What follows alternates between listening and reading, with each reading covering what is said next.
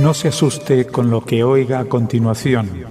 Es el eco del pasado cuando empezaron las emisiones de Radio Sefarad a finales de enero del 2004 y cuyos informativos semanales hemos reunido para revivir lo que entonces pasaba desde la perspectiva de nuestro tiempo.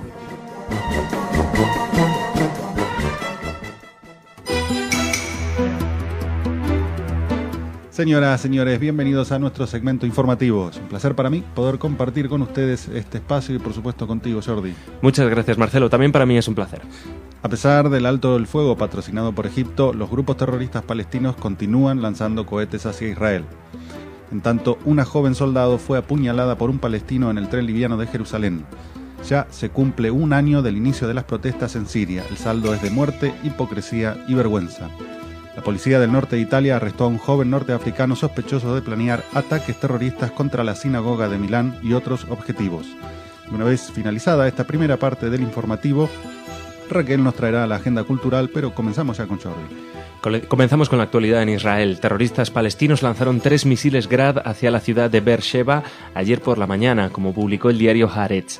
2 de ellos fueron interceptados por el sistema antimisiles Cúpula de Hierro. Previamente, un cohete cayó cerca de Netivot. Ninguna organización terrorista palestina se adjudicó la autoría de dichos ataques.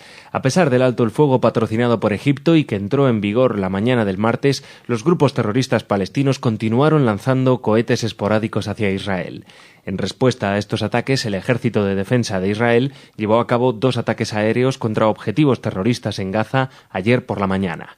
Por su parte, el primer ministro Benjamin Netanyahu canceló su viaje a París y a Madrid debido a la situación en el sur de Israel, lo que provocó especulaciones sobre una posible escalada en el conflicto.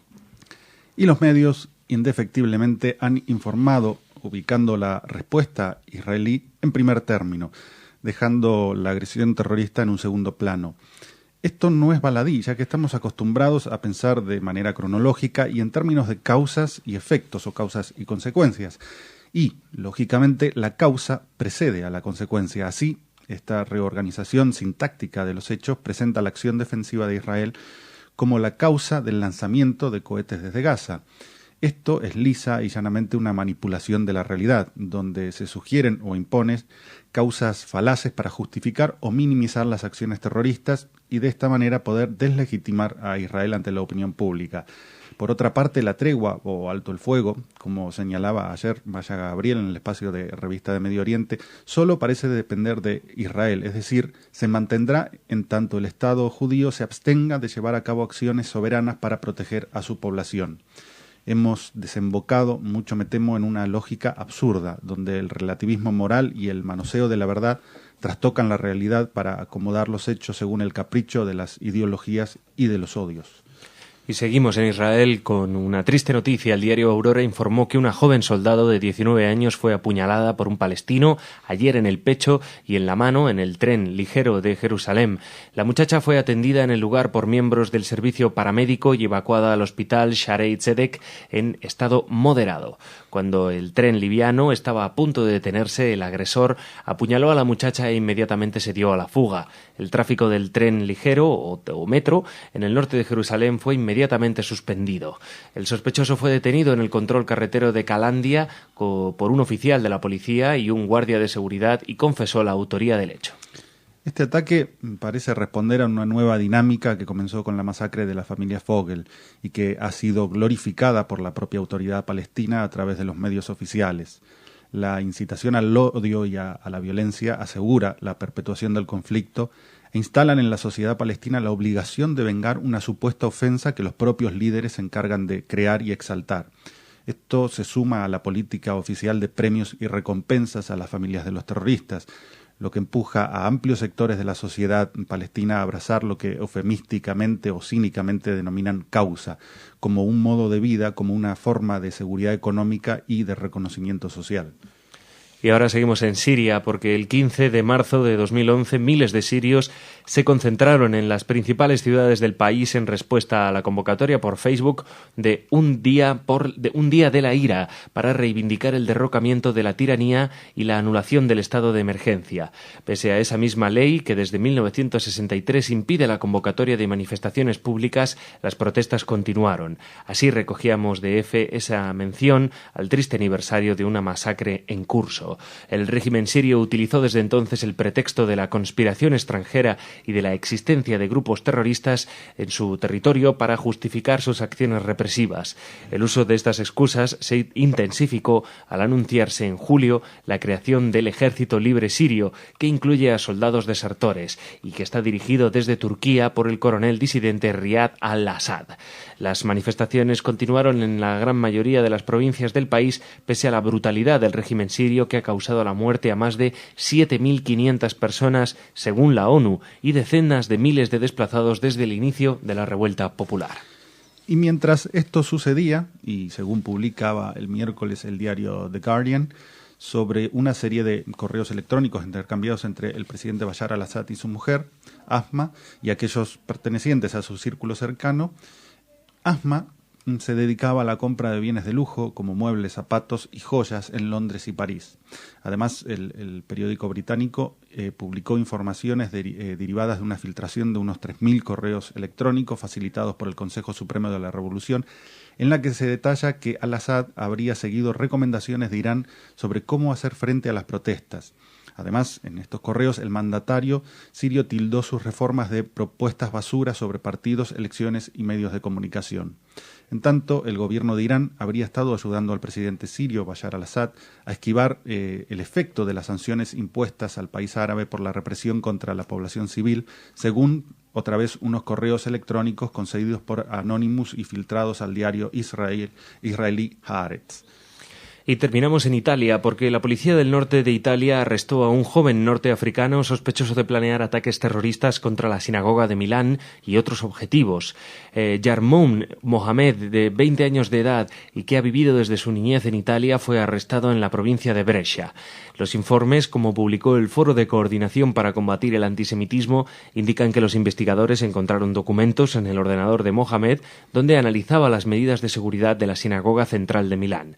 También es sospechoso de planear ataques y organizar grupos terroristas a través de las redes sociales, incluyendo un grupo en Facebook donde se intercambia información sobre armas y explosivos. Un portavoz de la policía, entrevistado en la televisión italiana, dijo que una mujer que había tenido contactos con el sospechoso fue arrestada en Inglaterra. Es de vital importancia la vigilancia de grupos y personas afines al extremismo islámico que están residiendo en Europa. No es solo una cuestión preocupante para los ciudadanos judíos, sino para todos los ciudadanos europeos. Los atentados en Madrid y Londres no fueron llevados a cabo contra judíos. La ideología radical islámica reclama para sí todas aquellas tierras que alguna vez estuvieron bajo dominio musulmán. Y es más, reclama la islamización del resto del mundo. Es una lucha contra el infiel. Muy bien, y llegados a esta parte, vamos a darle la bienvenida a Raquel. Pero antes, como siempre, nos despedimos de Jordi. Bueno, Marcelo, Shabbat Shalom, y nada, el lunes regresamos con las noticias diferentes. Las diferentes. Shabbat Shalom.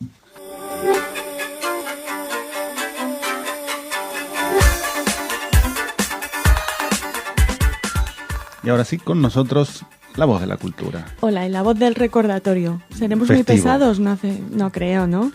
Les recordamos que el día 22 de marzo celebramos nuestro 8º cumpleaños en Sefarad Israel. 19:30. 19:30 horas, que tienen que únicamente enviarnos un correo electrónico a redaccion@radiosefarad.com indicando el número de por supuesto, su nombre y su DNI para anotarles en esta ya extensa lista de invitados. Ilusionados invitados, y nosotros más de que vengan.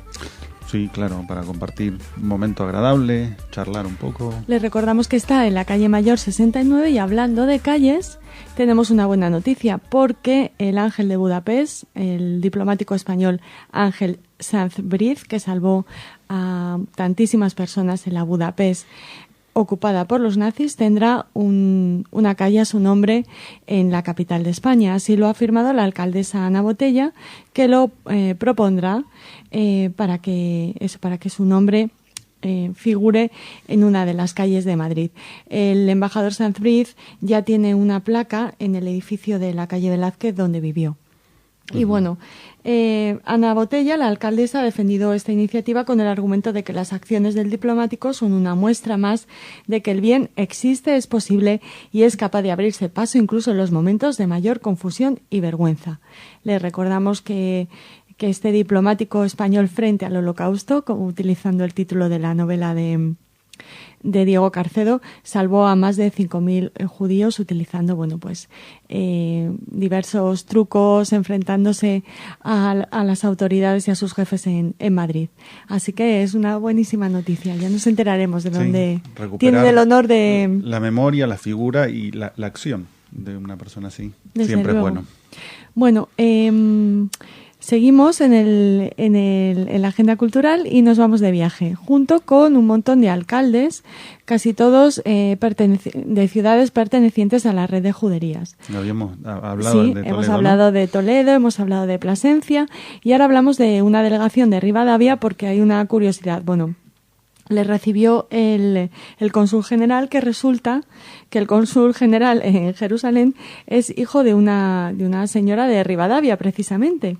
Así que, él recordaba pues su morriña y sus sentimientos de pequeño por esta población gallega y sobre todo se acordaba de los dulces hebreos de la Herminia, que es una repostera famosa en Rivadavia. Y nada, pues estuvieron visitando diferentes instituciones y sobre todo pues les llamó la atención, como no podía ser de otra manera, Yad Vashem, donde se emocionaron muchísimo. Hablando de esta visita de la delegación de Rivadavia, queríamos comentarles que ya se ha firmado el acuerdo entre la Red de Juderías de España y la Federación de Municipios de Israel. El objetivo de esta firma es promover contactos entre esta Federación de Municipios y las 23 ciudades de la red española, de la red de juderías. Por eso se han realizado esta serie de viajes de alcaldes y ediles de las localidades que integran la red, que han estado de viaje en Israel y ya les contamos que les recibió el mismísimo Simón Pérez, o sea que ha sido un viaje exitoso. También se han visto con el embajador español en Israel, Álvaro Iranzo, con el ministro de Educación, Gideon Saar, y con el cónsul general de Jerusalén, que ya les hemos dicho que es de ascendencia gallega, Alfonso Portavales. También han sido recibidos o han tenido encuentros con un centenar de agentes turísticos y periodistas especializados. Así que ha sido muy importante este viaje y también hay que destacar que se pretende con él sentar las bases para atraer a España alumnos israelíes. Seguimos hablando de Israel, en este caso de una conferencia, El arte y la cultura israelíes. Es una de las conferencias que se organizan en esta iniciativa que ya conocen, que lleva el nombre de los Lunes de Israel en Amix de la UNESCO. Esta conferencia versará sobre la cultura israelí, que goza de una gran riqueza en las diferentes artes. Asimismo, Israel es un país con un patrimonio cultural milenario. Sobre estos temas hablará Mónica Adrián, museóloga y licenciada en Historia del Arte en la Universidad de Barcelona, en la Universidad Autónoma de Barcelona. Será el 26 de marzo. 2 días antes, Vicenç Villatoro, el conocido periodista que siempre sale en defensa de Israel y de los judíos, y eso es algo muy meritorio dentro de los medios de comunicación españoles, ofrecerá una conferencia. El título es muy significativo: ¿Por qué soy amigo del pueblo judío? Esta conferencia del escritor y periodista, que preside desde el 2011 el Instituto Ramon Llull, será la encargada de clausurar el encuentro que la Red de Cultura Judía Tarbut Sefarad celebrará en Barcelona. Villatoro reflexionará sobre su relación de amistad con el pueblo judío ante decenas de amigos de la cultura judía llegados desde diferentes ciudades de España y también del exterior. La conferencia, aunque en principio está dirigida a los miembros de Tarbut Sefarad, está abierta a todos los públicos y la entrada será libre. Les recordamos el lugar. Les decimos: el Centro Cívico San Martín, en la calle Selva de Mar, en Barcelona. Es el sábado 24 de marzo a las 18:30 horas. Muy bien. A saber por qué. ¿Por qué? Preguntaría Mourinho. Pues sí. Y Vicens Villatoro va a dar respuestas muy concretas y satisfactorias. Y terminamos y seguimos hablando de Israel porque la Oficina Nacional Israelí de Turismo participa por primera vez en la Feria del Buceo Drive Travel Show, que tendrá lugar en el Pabellón de Cristal de la Casa de Campo de Madrid los días 24 y 25 de marzo. Durante este fin de semana se dará cita a todo el mundo relacionado con el buceo, profesionales y amateurs, y la Oficina Nacional de Turismo de Israel dará a conocer la riqueza submarina de Israel, en concreto de Eilat y el Mar Muerto, y las últimas novedades. Interesante. Hay una novela de Bati Agur que menciona el buceo en Eilat. ¿Te gusta Bati Agur? Sí, era un asesinato literario, me parece que es una escritora a recomendar. Y también les recomendamos que no olviden nuestro cumpleaños y que se apunten para conocernos. Sí, que estamos de fiestita. Y bueno, Shabbat Shalom. Shabbat Shalom.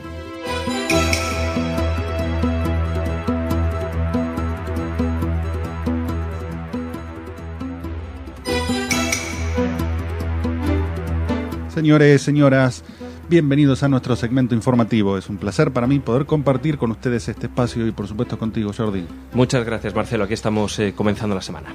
¿Y cómo la comenzamos? Un desconocido abrió fuego contra una escuela judía en Toulouse, asesinando al menos a 4 personas, 3 de ellas niños, e hiriendo a otras 5. La Conferencia de Rabinos Europeos expresó su tristeza y conmoción por el tiroteo en la escuela e instó a incrementar la seguridad de las instituciones judías en toda Europa.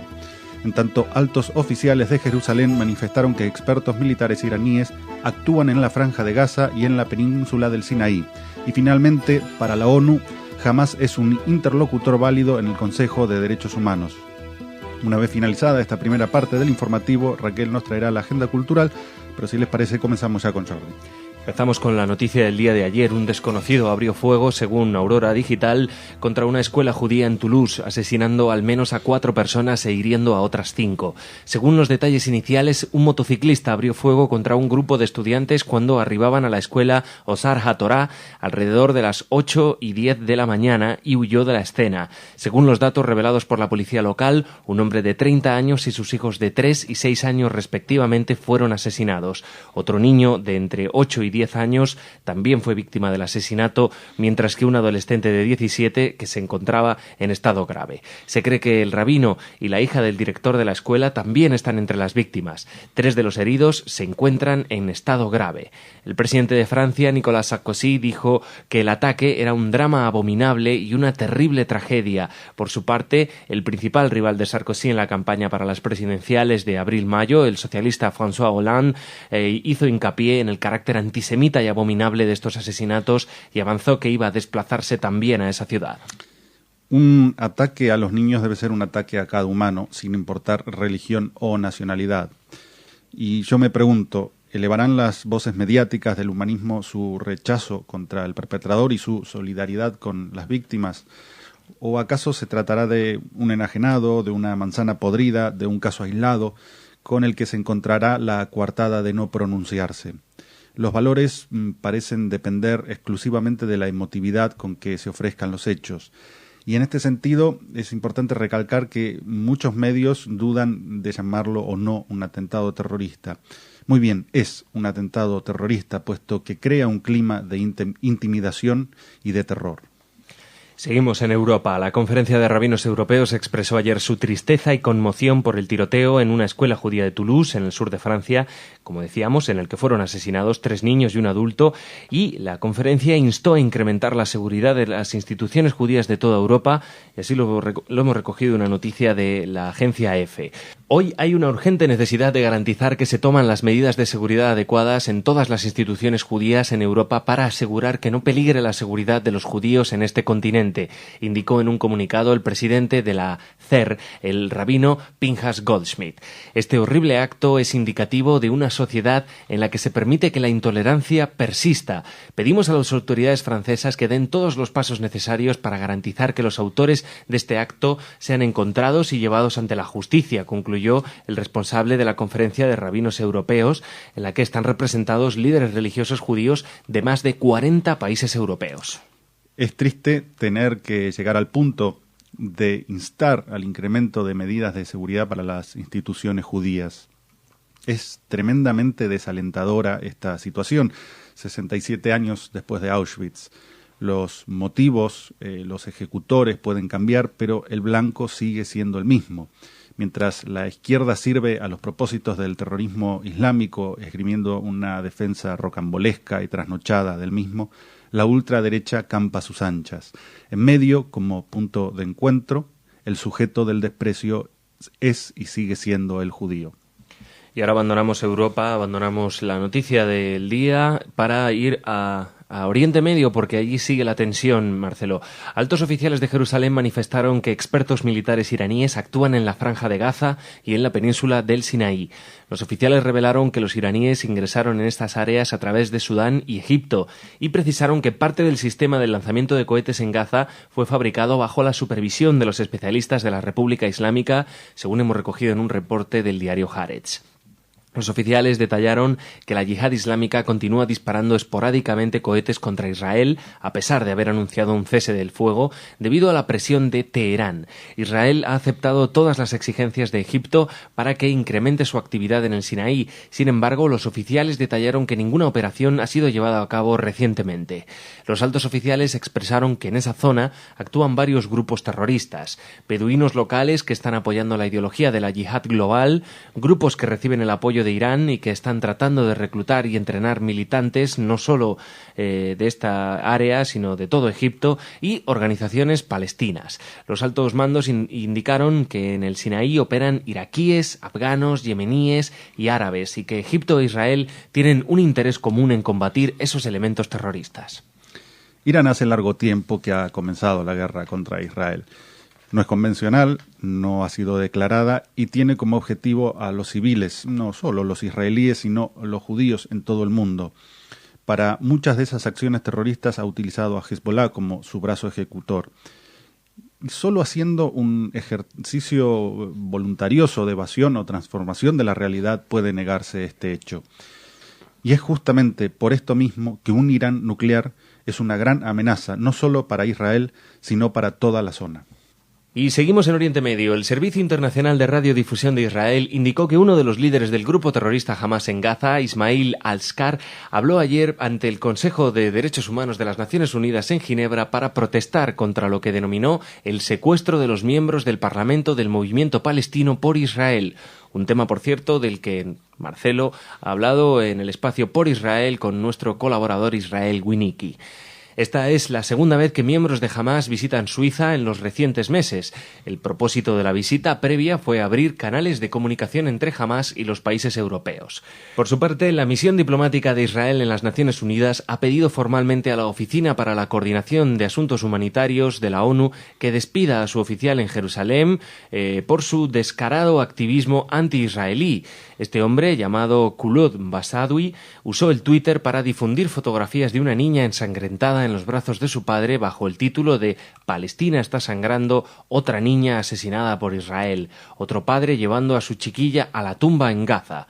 Una investigación israelí halló que la criatura había fallecido a raíz de un accidente automovilístico en el año 2006. La fotografía fue tomada y publicada en ese año por Reuters, que informó que la niña murió en un accidente, no fue matada por fuerzas israelíes. Esto es lo que expresa la carta del enviado israelí en la ONU. Un grupo terrorista ante el Consejo de Derechos Humanos. Podría ser el guión de una película de Charlie Chaplin o de Peter Sellers, pero es la realidad. Una organización terrorista que atenta con misiles contra la población civil israelí, que secuestró a Gilad Shalit, que ha prometido realizar todos los esfuerzos posibles para secuestrar más soldados israelíes. Ese, para las Naciones Unidas, es un interlocutor válido. Si la credibilidad del organismo internacional está hace tiempo en entredicho, no hacen nada por cambiar su imagen. Por el contrario, hacen todo lo posible por enterrar el proyecto surgido luego del fracaso de la Liga de las Naciones. Hoy, este organismo internacional se ha transformado en una trinchera del radicalismo islámico, en una plataforma de ataque diplomático y mediático contra Israel. Santos Discépolo, compositor de tango argentino, decía en una letra: los inmorales nos han igualado.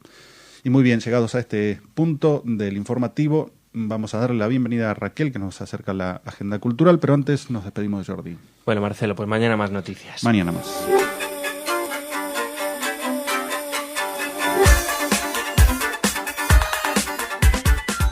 Y bueno, ahora sí, con nosotros, la voz de la cultura. Hola Marcelo, hola a todos los que nos escuchan. Nos vamos a Tel Aviv porque del 21 al 25 de marzo comienza o se desarrolla la Semana del Arte en esta ciudad que nos gusta tanto y a la que íbamos a ir porque Exacto. hemos recibido muchísimas ofertas, el Para pasajes cubrirla, gratis, sí. la Embajada de Israel, Los España en hoteles. Israel, el Hilton, bueno, todos Sí, querían sí. que hiciéramos un programa desde allí, los de Radio Sefarad, pero hemos tenido que decirles que no. ¿Por qué? Se preguntarán.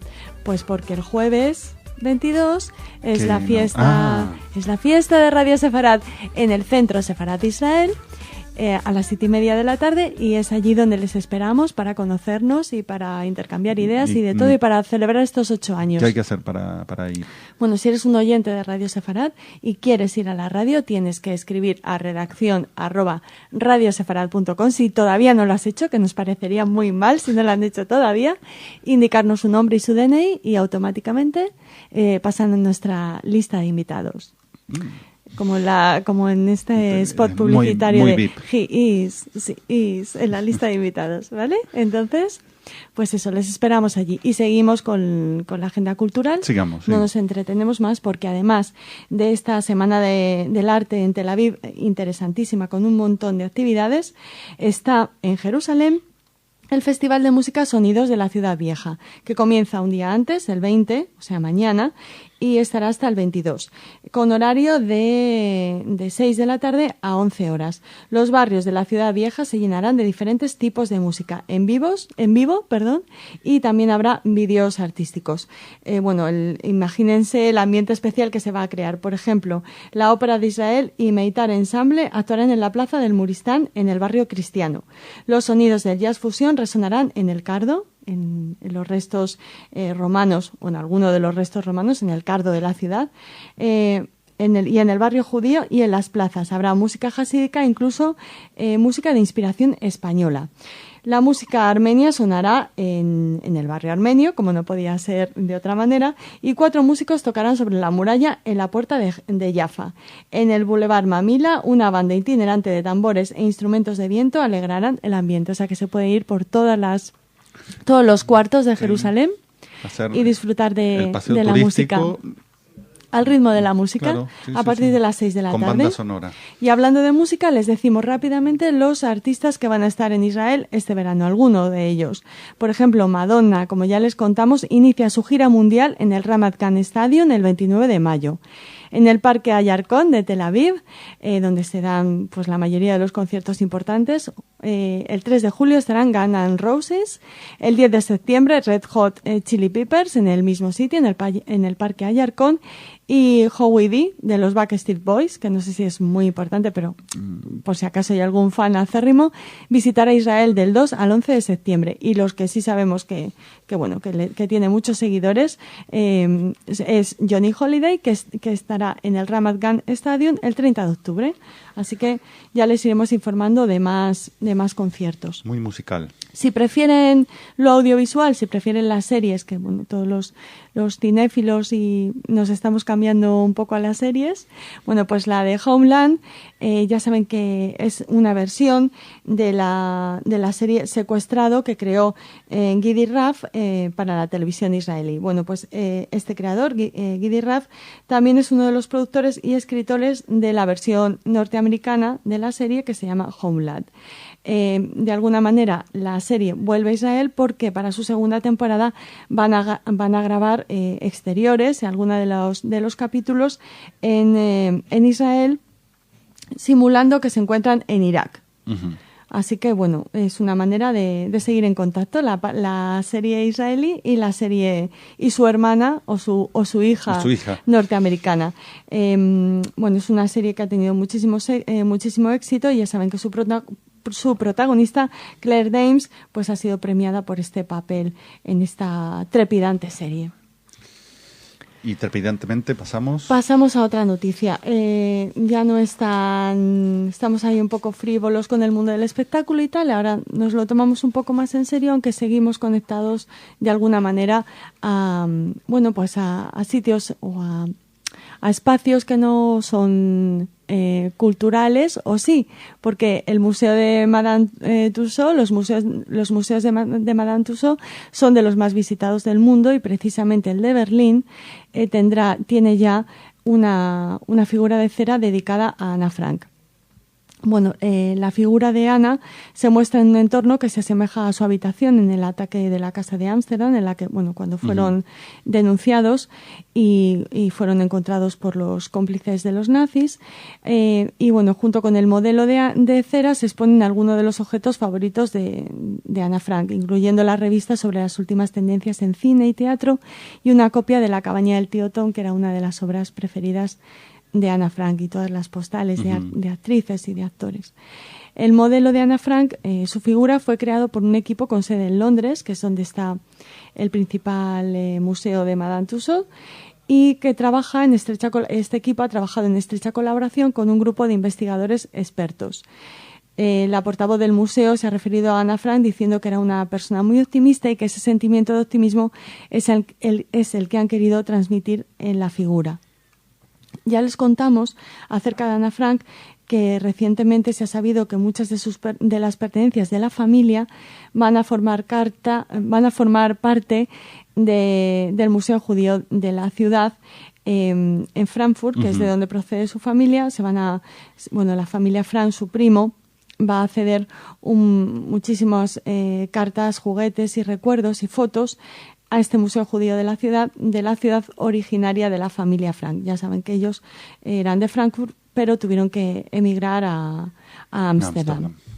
De cualquier manera, como les dijimos la semana pasada, el diario de Ana Frank permanecerá en el museo que está dedicado a esta adolescente judía en Ámsterdam, a la casa de Ana Frank. Y el responsable último de la tragedia de esa adolescente tan admirada por mucha gente y de muchísimos millones de personas, Hitler, protagoniza también la última noticia de esta agenda cultural, porque ha salido a la luz y se puede consultar en Internet el primer perfil psicológico del dictador, que se realizó en pleno Holocausto.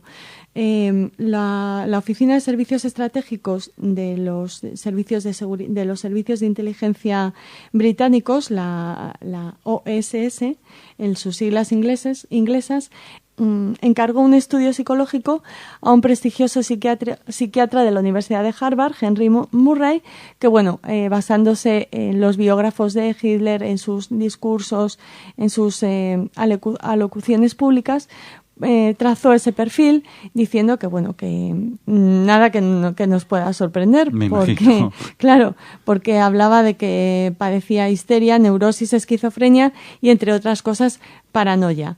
Es una persona rencorosa y vengativa, poco tolerante con las críticas y con tendencia a menospreciar a las personas.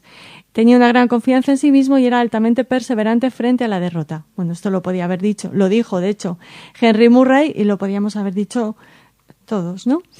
Este análisis psicológico ha sido bastante denostado por los expertos contemporáneos y posteriores a Murray, porque claro, se decía que en primer lugar no había referencia en ningún momento a los factores genéticos, que esa vía todavía no se había explorado, y que en segundo lugar fue realizado desde la distancia mediante sus datos escolares y militares y lo que les hemos comentado antes, los discursos, los biógrafos del dictador, y que Murray en ningún momento pudo tratar o psicoanalizar o de alguna manera hablar con Adolfo Hitler personalmente. Entonces, lo único interesante es que él adelantó que se iba a suicidar. Murray previó el final de Hitler, y como datos también a destacar, hablaba de que era un masoquista pasivo con tendencias homosexuales reprimidas,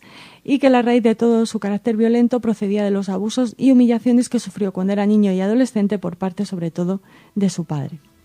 Así que bueno, si quieren Todo consultar un cóctel psicológico, ¿no? Sí, si quieren consultar el perfil psicológico de Hitler, pueden hacerlo en internet, pero mucho mejor si nos escriben a redacción radiosefarad.com y se apuntan a nuestra fiesta de cumpleaños. Recordando poner el número de DNI. Muy bien, y recuerden también volver a escucharnos mañana en este informativo. Así es, hasta mañana.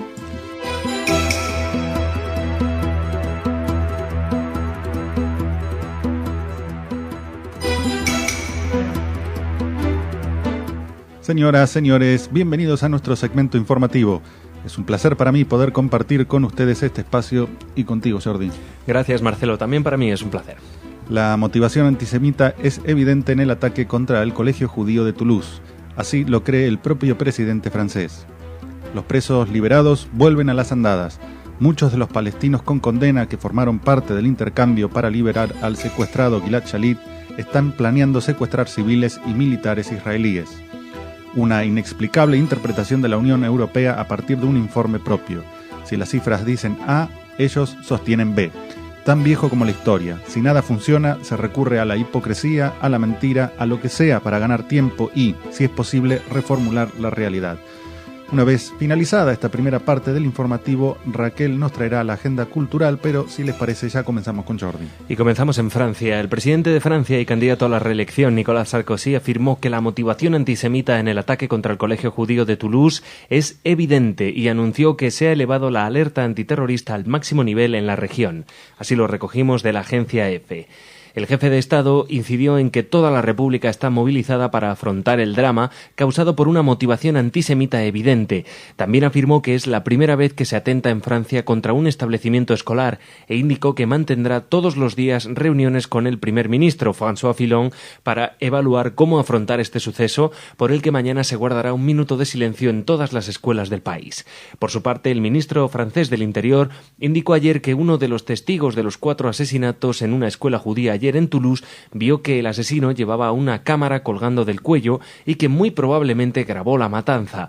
Los 4 fallecidos en el atentado serán enterrados en Israel en cumplimiento del deseo que transmitieron en vida a sus familias, según informó el Ministerio de Exteriores.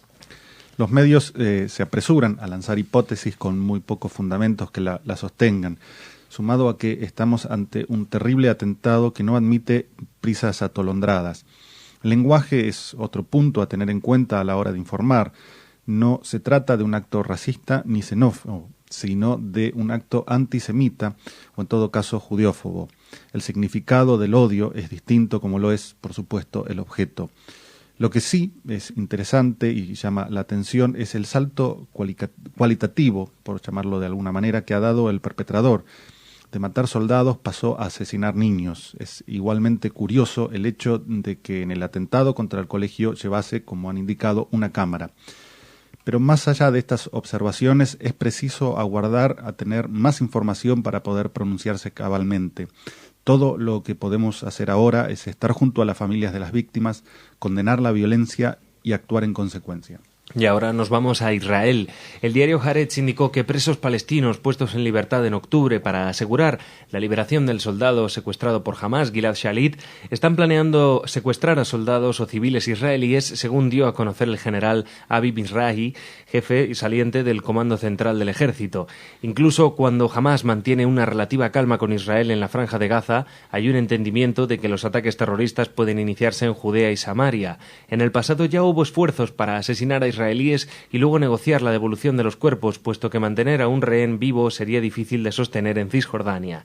En la actualidad piensan acerca de la posibilidad de secuestrar a israelíes y sacarlos de contrabando de Cisjordania. En los últimos 2 meses, el Ejército de Defensa de Israel ha detenido a 4 palestinos liberados por el canje de Shalit, en base a sospechas firmes de que habían vuelto a la actividad terrorista. Cuando dicen libertad para todos los presos, es a este tipo de personajes a los que le defienden los que se golpean el pecho de humanismo, pero que por sus bocas salen agravios y burdas justificaciones del odio y la violencia cuando dicen libertad para todos los presos. Unos progresistas que caminan en sentido contrario a la historia, que olvidan a los palestinos que no adhieren al terrorismo ni a la corrupción endémica de la autoridad palestina y de los diversos grupos terroristas, que lo que hacen es traficar con las vidas de sus conciudadanos para poder engrosar sus cuentas en paraísos fiscales. Seguimos en Israel. Los palestinos han asesinado 3 veces más judíos que a la inversa y aún así, señala el periódico The Commentator, inexplicablemente un informe de la Unión Europea sobre la violencia de los colonos propone una condena unilateral de la violencia judía contra los palestinos. Un informe recientemente filtrado que fue compilado por los diplomáticos de la Unión Europea en Ramallah y visto por el observador de la Unión Europea acusa al gobierno israelí de no hacer lo suficiente para prevenir un supuesto recrudecimiento de los ataques de los residentes judíos de Samaria y Judea sobre los palestinos.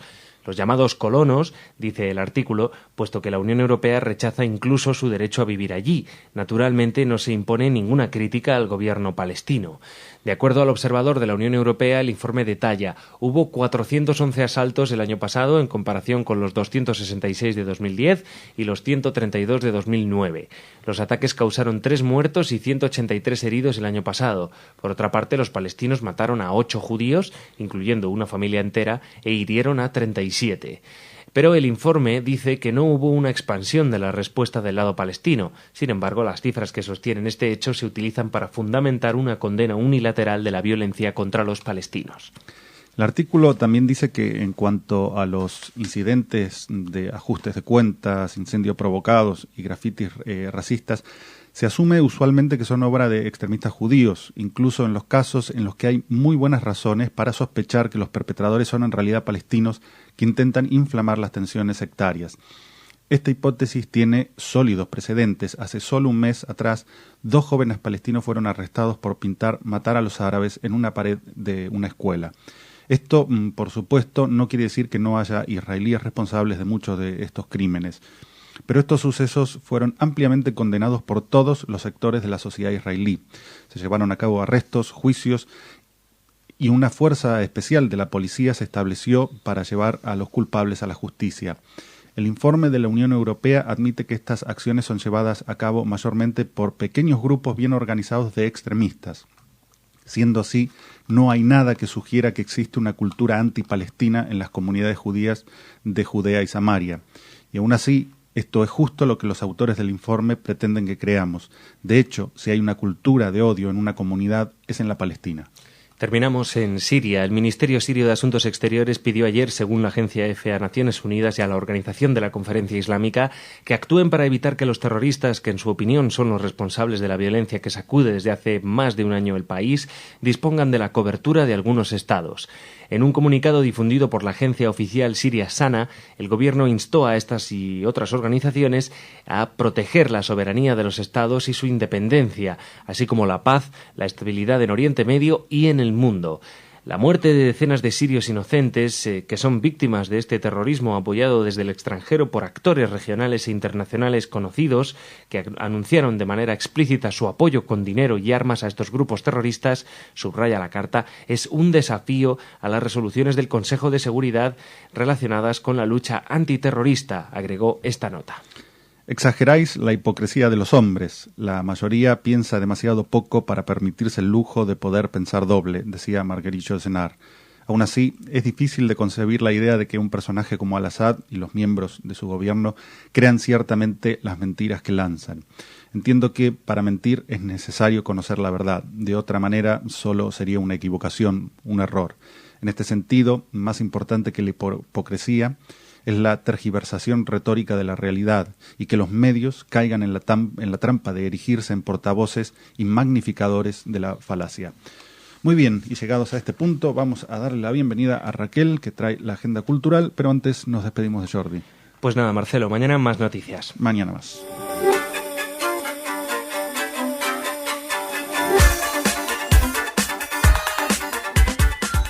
Y con nosotros, la voz de la cultura. Hola, la voz de la cultura, y que quiere un poco disculparse porque ayer, con la felicidad de nuestro cumpleaños, bueno, pues no hice ninguna referencia al atentado, a la masacre en Toulouse, y me gustaría hacerla porque parece como que no me importará, y todo lo contrario. Estamos todos conmocionados con lo que ha pasado y bueno, nos apoyaremos mutuamente también en el cumpleaños, en la fiesta, que les recordamos que es el jueves 22 a las 7:30 de la tarde, que aún están a tiempo de inscribirse escribiendo a radiosefarad@gmail.com. a redacción @radiosefarad.com, y tienen que incluir su nombre y su DNI. DNI, exacto. Has sido muy amable, no riéndote mucho de mí, Marcelo, cuando me he equivocado. Me mordí los labios. Lo vi. Bueno, te invito a una conferencia, Los hebreos de Melilla y la Guerra Civil, de 1936 a 1939. La organiza la Asociación Cultural Mengimel, que ya saben que tiene una revista muy interesante en Melilla y que están dando visibilidad también, aparte de lo que hacen desde la comunidad judía de Melilla, dando visibilidad, les decimos, a la cultura y a las costumbres de los judíos de Melilla. En este caso, la ponente será la historiadora María Elena Fernández Díaz, y la cita es el martes 27 de marzo a las 8:30 de la tarde. Así Muy que es bien. una conferencia muy interesante, como todas las que les recomendamos en Radio Sefarad. También recomendamos conciertos. Mañana tocan The Apples, que es un concierto, que es un grupo israelí. Tocan en Barcelona para presentar su nuevo disco Fly On It en la sala Apolo. Este grupo se dio a conocer en todo el mundo con su apabullante versión del tema Killing in the Name de Rage Against the Machine, y han sido uno de los grandes triunfadores de la última edición del festival Imagina Funk con su potente propuesta. Así que muy interesante, una potente propuesta que estará en Bilbao el día 23 y también en Madrid, pero no les decimos cuándo. The Apples. The Apples. Para que Necesitarían estén un grupo atentes. telonero. Honey. Así, manzanas y miel. Sería muy judío, claro. Pero más, no sé, Rosh Hashanah. Sí. Más, ¿no? Y ya nos estamos acercando a Pesaj. Así que, bueno, eso.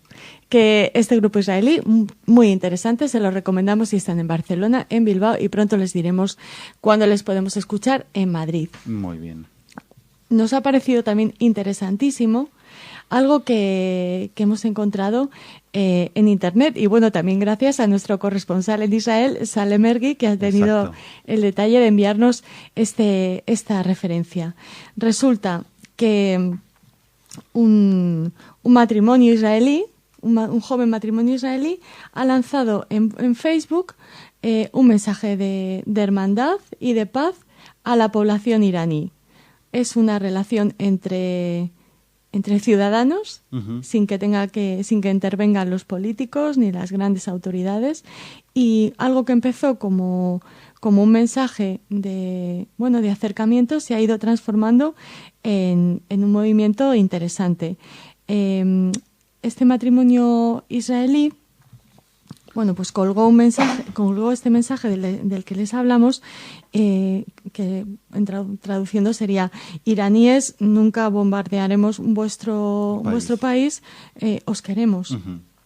Entonces, desde Irán ha habido mucha gente que ha respondido al mensaje del israelí Ronnie Ederi y su esposa Michal Tamir, que aparece Ronnie en una foto con su hija con la bandera de Israel, y dicen cosas como: tu maravilloso mensaje a mi pueblo me ha llenado los ojos de lágrimas y me ha reconfortado el corazón. Quiero decirte que aquí en Irán sentimos lo mismo, solo queremos paz y calma en el mundo. Odiamos las guerras y matanzas, escribe una mujer de Irán.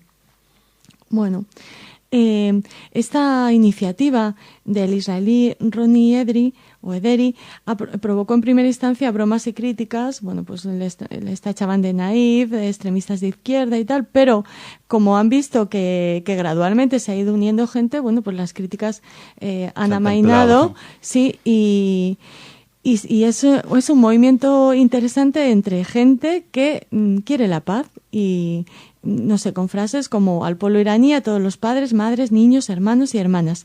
Si se decreta una guerra entre nosotros, lo normal sería que primero nos odiáramos y nos tuviéramos miedo.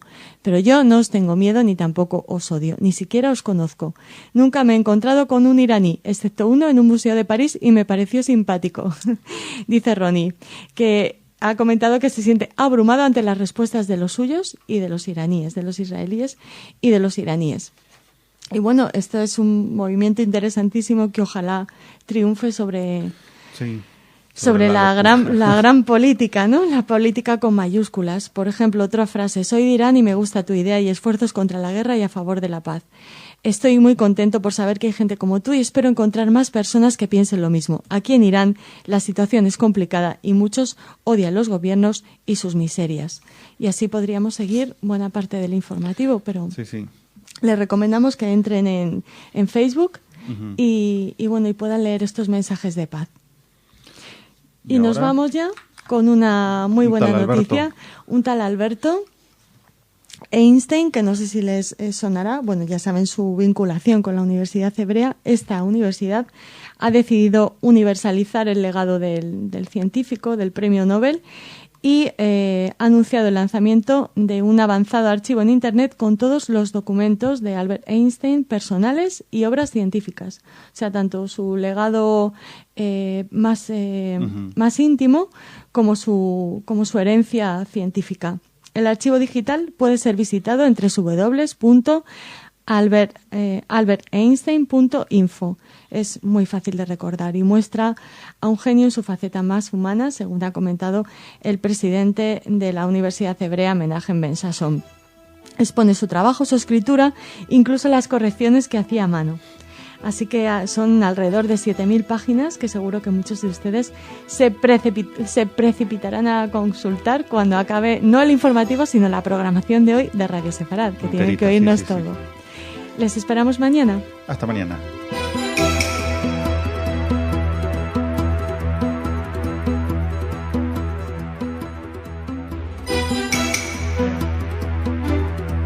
Señoras, señores, bienvenidos a nuestro segmento informativo. Es un placer para mí poder compartir con ustedes este espacio y, por supuesto, contigo, Jordi. Gracias, Marcelo. El sospechoso del atentado contra el colegio judío en Toulouse pertenece al grupo terrorista Fursan al-Isa de la red terrorista Al-Qaeda. Las autoridades palestinas han condenado el ataque perpetrado este lunes en el colegio judío de Toulouse. Nuevos documentos filtrados por un alto cargo del régimen de Bashar al-Assad revelan las estrategias usadas por Damasco para contener las manifestaciones en el país. Y finalmente les ofrecemos extractos de un informe del Instituto de Investigaciones de Oriente Medio para conocer un poco más al grupo terrorista al que pertenece el sospechoso del atentado terrorista en Toulouse. Una vez finalizada esta primera parte del informativo, Raquel nos traerá la agenda cultural, pero si les parece, comenzamos ya con Jordi. Comenzamos con la noticia del día de ayer. Mohamed Merah, de 23 años, francés de origen argelino, es el sospechoso de haber asesinado a los 3 niños y a un rabino frente al colegio judío de Toulouse y a 3 soldados franceses días antes, según indicó la agencia de noticias, el canal de noticias inglés BBC. Con anterioridad, los atentados en Toulouse y en Montauban ya había llamado la atención de las fuerzas de seguridad francesa debido a las visitas realizadas a Pakistán y Afganistán, donde supuestamente escapó de prisión mientras cumplía una sentencia por transportar material para fabricar bombas. La policía lo rodeó en un bloque de apartamentos en Toulouse después del atentado. Según las autoridades francesas, Merah dijo que buscaba vengar a los niños palestinos y atacar al ejército francés por sus intervenciones en el extranjero. El sospechoso se describió a sí mismo como un guerrero islamista y miembro de la red de Al-Qaeda. Hay que remarcar que al momento de hacer este informativo el sospechoso aún no se ha entregado. Muy bien, y además hay que destacar la celeridad y la diligencia con las que han actuado el gobierno y las fuerzas de seguridad francesas. ¿Por qué lo digo? Porque me retrotraigo un poco al atentado contra la AMIA en Argentina, donde pareció que se hizo todo lo posible por no descubrir absolutamente nada, y donde además el mensaje que se transfundía era el de un atentado contra la comunidad judía como algo ajeno al país. Lo que sucede hoy en Francia debe ser el ejemplo de lo que es normal para un país serio, en el que todos sus ciudadanos están incluidos. Europa Press informó que las autoridades palestinas han condenado el ataque perpetrado este lunes en Toulouse, en el sur de Francia, y han rechazado la instrumentalización política de estos crímenes. El sospechoso dijo que quería vengarse por los niños palestinos y las intervenciones del ejército de Francia en el extranjero. En un comunicado conjunto, la OLP y las legaciones diplomáticas de la Autoridad Palestina en Francia y la Delegación Permanente Palestina ante la Organización de Naciones Unidas para la Educación, la Ciencia y la Cultura, es decir, la UNESCO, han condenado con la mayor firmeza el odioso ataque perpetrado en Toulouse contra un centro escolar judío. El primer ministro palestino, Salam Fayyad, se ha pronunciado en el mismo sentido. Ya es hora de que estos criminales dejen de promocionar sus actos terroristas en nombre de Palestina y dejen de fingir que defienden los derechos de los niños palestinos, que solo piden una vida decente, ha opinado en un comunicado. Pues yo opino que no hay nada sincero en esta condena. Los dirigentes palestinos saben que los ataques en suelo occidental no le dan muy buena prensa a ellos mismos, tan adictos a la mediatización del conflicto. Además, es difícil creer la buena fe de sus dichos cuando el mensaje interno es la glorificación de actos similares llevados a cabo en suelo israelí. El enfrentamiento constante les ha permitido y les permite, si no construir un Estado, al menos sí sus bloques de poder, convenciendo a la par de que son la única opción frente a la permanente amenaza que anuncian. Además, sirve para cooptar a toda la sociedad, de manera que nadie es culpable de los crímenes, puesto que todos los miembros de una u otra manera son participantes de un conflicto que en definitiva sus líderes crearon y al que le atribuyen y le atribuyeron un origen externo, ajenos a ellos mismos, que en definitiva los justifica y exculpa. Nuevos documentos filtrados por un alto cargo del régimen de Bashar al-Assad, en este caso por el alto cargo de Ba'ath y el jefe de información de la Unidad de Gestión de Crisis del Gobierno, Abdel Majid Barakat, revelan las estrategias usadas por Damasco para contener las manifestaciones en el país. Así lo publicó Europa Press. Entre los documentos publicados por la cadena qatarí Al Jazeera se encuentran varios decretos firmados por al-Assad en los que se explicitan planes para evitar la entrada de posibles manifestantes en Damasco, así como un decreto en el que se incrementan los castigos a todos aquellos que participen en reuniones públicas. Dicho decreto contempla el encarcelamiento de manifestantes por un periodo de tiempo de entre un mes y un año e impone el pago de una multa de 50.000 liras sirias, que vienen a ser unos 657 euros. Otro documento indica que el Ejecutivo facilitará a los seguidores de al-Assad con todas las formas de apoyo moral y material, así como la garantía de la cobertura de las necesidades de los ciudadanos a través de un control más estricto de los mercados y la penalización del monopolio. Este mismo documento, en un apartado dirigido explícitamente al jefe de la policía de Alepo, pide a la División de Seguridad Política que lleve a cabo operaciones de limpieza a gran escala en las ciudades de Idlib y Alepo. El gobierno vuelto contra sus ciudadanos, el gobierno como usurpación del ámbito dirigente por parte de miembros de la sociedad que fueron deslegitimados para ostentar tal cargo por la propia sociedad. El imperativo es mantener el status quo y con ello cada día que pasa se hace imposible un traspaso sin derramamiento de sangre, lo que aún hace más imprescindible mantenerse en el poder. La coerción, por su parte, va modelando un universo de sentido y significación que divide la realidad en amigos y enemigos y que obliga a todos a posicionarse en uno u otro bando, puesto que los que no lo hacen se encuentran enfrentados con ambos. Vamos a terminar, Marcelo, con una noticia referente a la noticia de la semana. Se trata de, para conocer un poco más el grupo terrorista Fursan al-Izza, al que pertenece el sospechoso del atentado contra la escuela judía de Toulouse, les acercamos extractos de un informe del Instituto de Investigaciones de Oriente Medio. Este grupo terrorista está afiliado al movimiento Sharia global, que llama a la islamización de los estados y sociedades occidentales mediante la implementación de la Sharia, la ley islámica, aboliendo los estados democráticos y suplantándolos con régimen islámicos. Fursan al-Izza tiene miembros y partidarios en Limoges, Caen, París, específicamente en el distrito 17 y en el suburbio de la Courneuve. Y en Toulouse también tiene. En uno de los vídeos del grupo se muestra una reunión donde dicen que tienen la intención de confrontar con los infieles. Un vídeo reciente de Fursan al-Izza hace un llamamiento a que todos los países árabes boicoteen a Francia y sus productos para enseñarles una lección, empujando a Francia un poco más profundamente en rutina económica en que se ha enterrado a sí mismo, hasta que se deroguen las leyes que prohíben el niqab y el hijab. Y el vídeo se inicia con el eslogan «Restaurar el califato» y termina con la siguiente frase «Rechazar el ídolo de la democracia». Se le han abierto las puertas de par en par. Y no solo eso, miríadas de grupos de izquierda con nostalgias sesentistas y setentistas y ONGs donde habitan diversos personajes financian a grupos afines en Oriente Medio. Realmente no sé qué hace falta para que despierten de esta siesta de la razón. Y tenemos un último comunicado, una última noticia. Así es el comunicado de la Federación de Comunidades Judías de España, por el cual el presidente Isaac Kerub y el presidente de la Comunidad Judía de Madrid, David Achuel, así como el embajador de Francia en España, Bruno Deley, han expresado su repulsa por los asesinatos cometidos este lunes contra un colegio judío en Toulouse durante un rezo en memoria de las 4 víctimas, un profesor y 3 alumnos, celebrado en la Gran Sinagoga Principal de Madrid. Tras el Abrit, Isaac Kerub ha lamentado que una vez más la bandera de Israel tenga que lucir con el crespón negro y ha condenado el odioso y vil asesinato que, según ha indicado, se ha ejecutado con saña y alevosía contra personas inocentes e indefensas. No sabemos cuál es la mano que mece la cuna, no tiene relevancia que se trate de un lobo solitario, tampoco los argumentos del asesino, ha remarcado.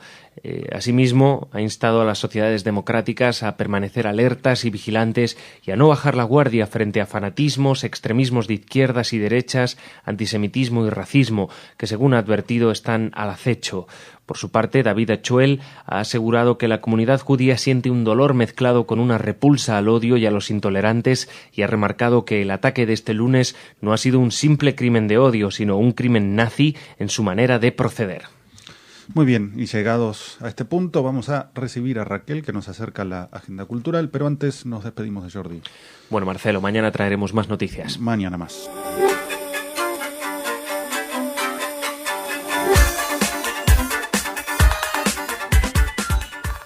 Y ahora sí, con nosotros la voz de la cultura.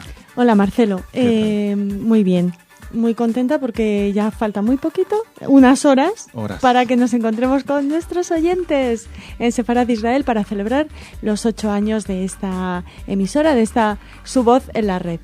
Así que con ese recordatorio empezamos. Aún están a tiempo de enviarnos un correo a redaccion@radiosefarad.com con su DNI para apuntarse a última hora, que las entradas son más baratas siempre a última hora. Sí. Nos tendrán que dar menos besos. Pero va a haber reventa. Claro. Bueno, empezamos con este tono de celebración y de alegría, pero queremos hacernos eco de la repercusión en prensa de los atentados del atentado de Toulouse y del acto que se organizó en la sinagoga en una de las sinagogas de Madrid en recuerdo y homenaje a las víctimas de este atentado. Han sido muchos los medios de comunicación que lo han reflejado. Por supuesto, habrán visto ustedes en televisión, y habrán escuchado en radio diferentes entrevistas, como la que se realizó en Punto Radio al presidente de la Federación de Comunidades Judías de España, Isaac Kerub, en el que el señor Kerub se refería, o uno de los titulares es "La bestia nazi nunca ha muerto completamente". Hace una reflexión sobre esto, sobre el atentado de Toulouse y sus consecuencias, alertando de los peligros, como hace, por ejemplo, también desde Europa Press el movimiento contra la intolerancia, que dice que España no está al margen del fanatismo contra los judíos. Otros titulares que hemos podido ver en la prensa española: ABC y El País, 4 velas en las sinagogas de España. En Madrid se oficia una ceremonia en homenaje a los 4 fallecidos en Toulouse.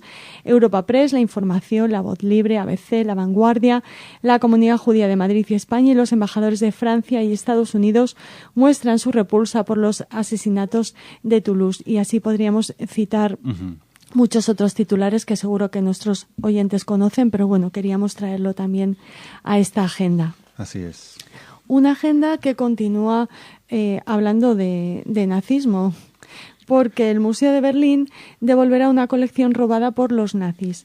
Se trata, lo ha ordenado el Tribunal Supremo alemán, y se trata de la devolución a los herederos de un médico judío, del médico alemán Hans Sachs, de su colección de carteles y afiches que fue confiscada por el Ministerio de Propaganda de Goebbels en 1938. Esta colección actualmente está valorada en más de 4 millones de euros, pero a los herederos del Dr. Sachs lo que menos les importa, nos imaginamos. Es el dinero, exactamente. Es el dinero. Bueno, se ha logrado restituir esta colección de más de 12.000 piezas que, entre otros artistas, cuenta con obras de Kandinsky, de Otto Dix, de Henry van der Velde, o sea que es una colección importantísima. El doctor Sachs y su familia fueron detenidos en la noche de los cristales rotos. y lograron, tras comprar su libertad, lograron huir a Estados Unidos y dejaron la colección en manos de un banquero amigo, Richard Lenz, para su custodia. Pero los nazis confiscaron esta colección, como les hemos comentado, que tras la Segunda Guerra Mundial se perdió. A mediados de los 60 del siglo XX apareció una parte en el museo, en un sótano de Berlín Oriental.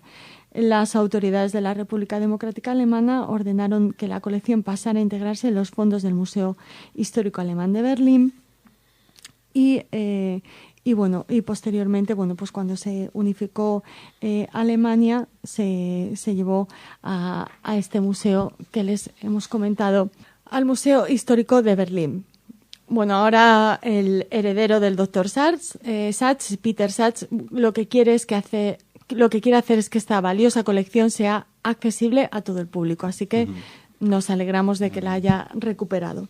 Yo es algo que siempre me pregunto cuando voy a los museos. ¿Cuántas de estas obras estarán aquí legalmente, digamos, y cuántas pertenecerán a herederos? Y muchos que no tienen ni siquiera, que no son herederos porque no hay para reclamar, porque han muerto familias enteras. Para los chuetas. Bueno, no solo para los chuetas, también para los que estén en Mallorca, porque ya les hablamos del ciclo de cine israelí que se está proyectando en el Centro Cultural Sa Nostra durante el mes de marzo. La cita es hoy, a las 19 horas, con la película Islas Perdidas de Recep Le, que cuenta con 4 premios de la Academia de Cine israelí. Ya saben que es la historia de estos hermanos gemelos de la familia Leví, Ofer y Eretz, que se enamoran al mismo tiempo de una joven recién llegada a la ciudad. Lo dejamos ahí porque, claro, se pueden imaginar el conflicto que esto supone, este enamoramiento doble. Un lindo centro cultural, además. Precioso, es maravilloso el Centro Cultural Sa Nostra. Y se come muy bien allí. No sé si has tenido... No comí. Vale, hay una terracita así maravillosa y se puede comer. Bueno, seguimos hablando de cine porque en el Centro Cultural en Dabar nos invitan a la proyección de la película Kippur de Amos Gitay y a un coloquio posterior con Lior Hayat, que es el portavoz de la Embajada de Israel en España, que nos acercará a la diversidad en Israel y aportará un enfoque real y contemporáneo del Estado. Ya saben que es necesario apuntarse previamente a las actividades de Dabar, escribiendo a info@dabar.es.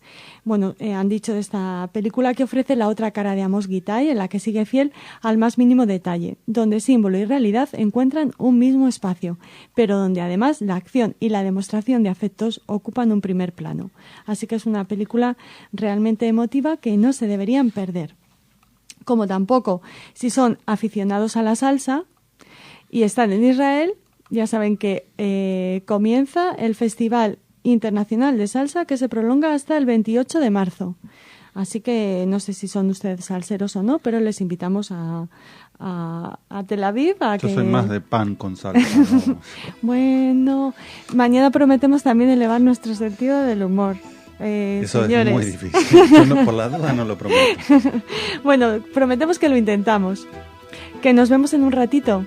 Y los que no puedan ir a la fiesta, también nos escuchamos y nos hablamos mañana. Claro que sí. Les tendremos en nuestro corazón. Hasta mañana. Hasta mañana.